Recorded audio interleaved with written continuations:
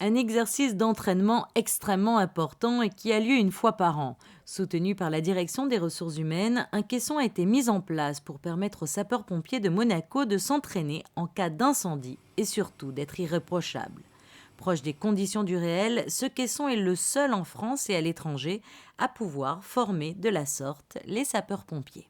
Nous sommes dans un simulateur incendie, donc isolé.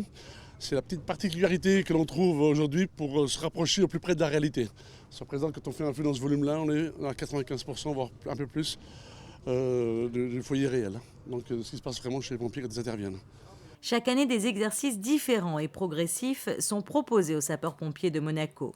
L'objectif de cet entraînement, faire évoluer les hommes dans la fumée. À l'intérieur du caisson, un instructeur et 2 stagiaires. On vient d'allumer donc un foyer qui, comme tout foyer, distille, commence à se propager en générant des fumées, les fumées qui vont s'accumuler petit à petit dans le caisson, ce qui est le but. La température en même temps parallèlement va monter en puissance et petit à petit par mouvement aérolique, la fumée va occuper l'ensemble du caisson.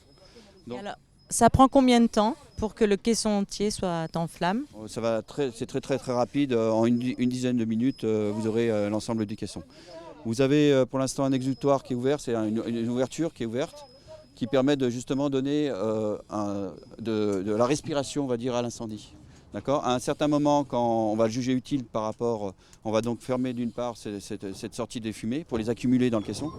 Et après, bien sûr, quand la chaleur va être conséquente, on va commencer à fermer les portes latérales de chaque côté pour isoler le foyer par lui-même, pour faire monter la température. Donc, qu'est-ce qu'on veut en faisant ça? On veut que le binôme qui va travailler avec un instructeur présent, on veut qu'il se retrouve devant une configuration, un feu derrière un espace clos. Un feu qui se développe, un feu actif, pour justement par rapport avec un moyen d'extinction qui les accompagne et avec une progression avec des obstacles, on puisse être à même de leur apprendre et eux ils s'aguerrissent au mouvement de je rentre dans le feu avec la plus grande sécurité possible et j'inerte mon feu d'une façon en tapant sur les gaz.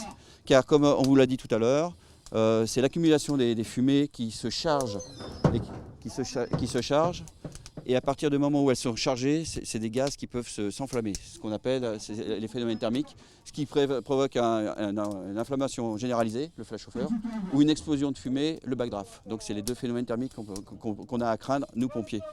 Donc pour éviter cela, justement, on fait en sorte que le pompier travaille sur les fumées qui s'accumulent pour baisser la température. Car en baissant la température, on enlève tous les dangers concernant l'inflammation et l'explosion des fumées. Une fois embrasé, le caisson peut monter jusqu'à 900 degrés. Autant dire que c'est le moment où le feu est au plus fort de lui-même. Actuellement, dans le volume feu, nous sommes à 603 degrés, 602 degrés. Les pompiers, à l'engagement au sol, quand ils s'engagent à la porte, ils sont à 28 degrés. Vous voyez la différence? Par contre, au-dessus de leur tête, on est déjà à 303 degrés au-dessus de leur tête. Toute la zone dans laquelle ils vont progresser. Dans la zone du foyer basse, on est à 440 degrés. Donc les zones dangereuses, en fait, c'est celle-ci. Là où ils évoluent, 310 et la pénétration. La pénétration, c'est toujours l'endroit où l'air arrive. Donc c'est pas forcément... Le capteur est assez bas, de manière à voir quelle température on a. Donc là, ils évoluent en fonction du travail qu'ils vont faire dans les volumes en fumée. Ils vont rechercher à inerter de manière à éviter le danger. Et alors, quel est le danger, justement, s'ils se trompent? Alors, le danger, c'est de se trouver devant la porte fermée et de dire, ben voilà, je vais ouvrir la porte. Et le travail en amont n'aura pas été fait, le travail d'inertage dans les fumées en amont n'aura pas été fait. Et là, il y a danger backdraft. Un backdraft, c'est quand même une montée en température extrêmement violente, de l'ordre de 1200 degrés. Et donc, c'est mortel, le backdraft est mortel.